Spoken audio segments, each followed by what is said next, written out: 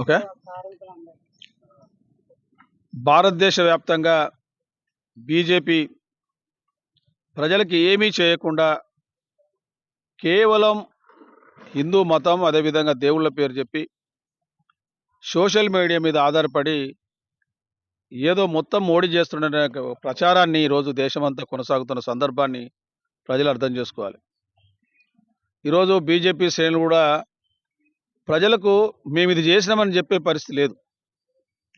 వీళ్ళ 10 ఏళ్ల పరిపాలనలో కనీసం ఒక ప్రాజెక్టు కట్టినా, ఒక యూనివర్సిటీ కట్టినా, లేకపోతే ఈ కార్మిక వర్గానికి ఇది చేసినామని చెప్పే పరిస్థితి లేదు. ఏదైతే భారతదేశ వ్యాప్తంగా ప్రభుత్వ రంగ పరిశ్రమలన్నీ ఒకనాడు మొత్తం ప్రభుత్వ పరం చేస్తే ఈరోజు మోడీ వచ్చిన తర్వాత వాటన్నిటిని ప్రైవేటు వాళ్లకు వాళ్ళ దోస్తులకు కట్టబెట్టిన సందర్భాన్ని మనం చూడాలి. ఈరోజు వాళ్ళ అభిప్రాయం ప్రకారం ఇటు కాంట్రాక్ట్ కార్మికులకు సంబంధించిన వేతనాలు పెంచడు, పర్మనెంట్ కార్మికుల వేతనాలు పెంచితే ట్యాక్సుల ద్వారా ఈరోజు కోట్ల రూపాయల ధనాన్ని ఈరోజు ట్యాక్సుల ద్వారా ప్రభుత్వానికి కట్టబెట్టే పరిస్థితి వచ్చింది. కాబట్టి దీన్ని అర్థం చేసుకొని మళ్ళీ ఈరోజు లోక్సభ ఎన్నికలు దగ్గరకు వస్తూ ఉన్నాయి. దానికి సంబంధించి ప్రజానీకానికి వామపక్ష పార్టీలుగా అసలు మన యొక్క వామపక్ష పార్టీలుగా మేము చెప్పే విషయం, ప్రజల్లో ఎవరికి ఓటేస్తే బాగుంటుందని చెప్పే దాంట్లో ముఖ్యంగా 12వ తారీఖున కమ్యూనిస్టు వామపక్ష పార్టీల ఆధ్వర్యంలో ఒక భారీ బహిరంగ సభ భూపాలపల్లి జిల్లాలో ఉంటుంది. దానికి వామపక్ష పార్టీ నాయకులందరూ హాజరవుతారు.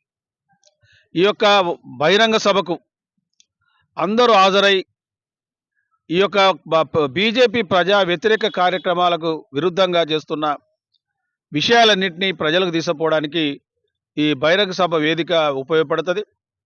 అందుకనే ఈరోజు బీజేపీ చెప్పినట్టుగా ఒకే దేశం ఒకే పన్ను విధానం అనేది మనం నిజంగా అర్థం చేసుకోవాలి. ఒకే దేశం ఒకే పన్ను అంటే జిఎస్టీ ఒకటే పన్ను, కానీ పెట్రోల్ డీజిల్కి వచ్చేసరికి ఒకే పన్ను కాదు, అది మళ్ళీ వేరే రకమైన ట్యాక్స్ వ్యాట్ ద్వారా దాన్ని వసూలు చేసే పరిస్థితి వచ్చింది. నిజంగా జిఎస్టీ కనుక పెట్రోల్కు పెడితే 60 రూపాయలు 70 రూపాయల లోపే పెట్రోల్ వస్తుంది, డీజిల్ 50 రూపాయల చిల్లరకే డీజిల్ వస్తుంది. దాని మట్టుకు మాత్రం దాన్ని వదిలిపెట్టి మిగతా వాటికి జిఎస్టీ పేరు మీద రాష్ట్ర కేంద్ర ప్రభుత్వాల మధ్య ఒక అగాధం వచ్చి అయితే మాట్లాడుతున్న రాష్ట్ర ప్రభుత్వ ప్రాంతీయ వాళ్ళని ఈడీల పేరు మీద ఈ భయభ్రాంతులను చేసి మన పంపించే స్థితి లేకపోతే పెట్టే పరిస్థితులకు ఈరోజు వాళ్ళు చేస్తున్నారు. వీటన్నింటినీ దృష్టిలో పెట్టుకొని ప్రజాస్వామ్యాన్ని రక్షించడం కోసం ప్రజాస్వామ్య శక్తులను ఏదైతే అంబేద్కర్ మహానుభావుడు రాజ్యాంగం చెప్తున్న దాన్ని బట్టి అమలుపరిచే విధంగా ఈరోజు దానికోసమే కట్టుబడి ఉన్నాం.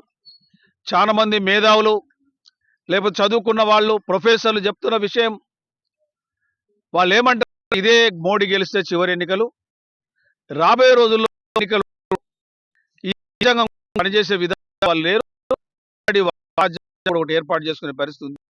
వీటిని తస్మాత్ అంతా ఎడ్యుకేట్ అయ్యి చాలా జాగ్రత్తగా వహించేందుగా ఈ సందర్భంగా మేము ప్రజానికి విజ్ఞప్తి చేస్తా ఉన్నాం.